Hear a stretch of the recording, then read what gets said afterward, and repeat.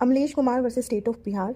इस केस में supreme court के सामने क्वेश्चन आता है कि क्या कोई व्यक्ति खुद अपना इनोसेंस प्रूव करने के लिए नार्को टेस्ट की डिमांड कर सकता है।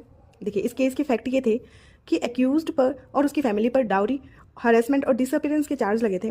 एक्यूज्ड बेल लेने के लिए हाईकोर्ट गया अंडर सेक्शन 480 BNSS। जब पुलिस ने ये कहा कि उनको और सबूत इकट्ठा करने हैं और नार्को एनालिसिस टेस्ट करवाना है, तब हाईकोर्ट ने एक्यूज्ड उसकी व्यक्ति की बेल एप्लीकेशन रिजेक्ट कर दी।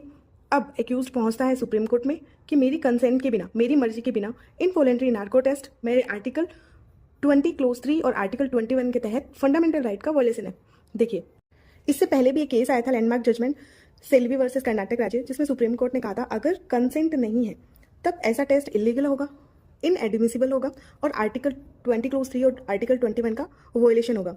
लेकिन अगर पर्सन की कंसेंट है तो ऐसा टेस्ट लीगल होगा, एडमिसिबल भी होगा और वायलेंस भी नहीं होगा। अब सुप्रीम कोर्ट में इस केस में 3 क्वेश्चन सामने आए। पहला कि क्या हाईकोर्ट को बेल एप्लीकेशन के समय नार्को टेस्ट की परमिशन देनी चाहिए थी या नहीं। दूसरा क्वेश्चन, इस टेस्ट के दौरान जो भी स्टेटमेंट दिए गए क्या उसके बेसिस पे पूरा पनिशमेंट दिया जा सकती है या नहीं। तीसरा क्वेश्चन, क्या एक्यूज्ड खुद को डिफेंड करने के लिए नार्को टेस्ट की डिमांड कर सकता है।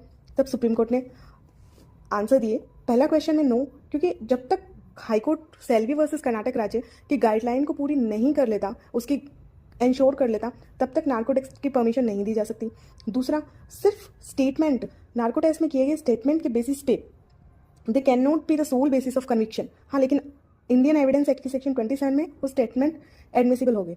तीसरे क्वेश्चन में सुप्रीम कोर्ट ने कहा कि हाँ, अगर एक एक्यूज खुद से डिमांड कर रहा है